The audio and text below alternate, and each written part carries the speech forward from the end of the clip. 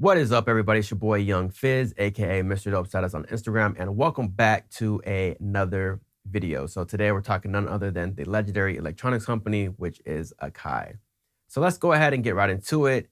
As you may or may not know, that Akai could potentially be releasing a new MPC.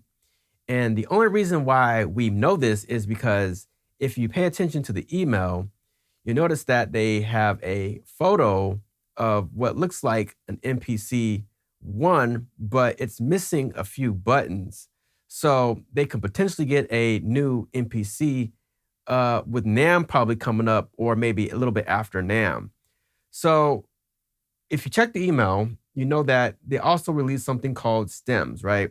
And STEMS is where you have the different bass, maybe the keys, a vocal, or the drums kind of just taken out of a full record. So if you have a piece of vinyl and you're sampling something, you can separate the stems.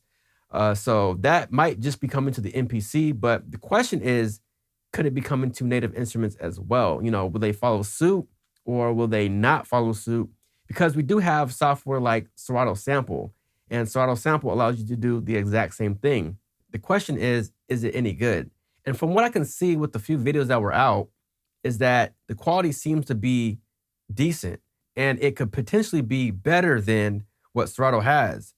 So there you have it. You could potentially get a new MPC along with the stems, and it might just be coming to native instruments. I love Serato Sample. It works for me. I love the stem separation within Serato Sample, and that's what I'm using now inside of Machine. So if you guys want to see more videos like this, or you want to see my other content, be sure to subscribe. It's your boy Young Fizz, Mr. Dopestatus on Instagram. We will see you on the next video.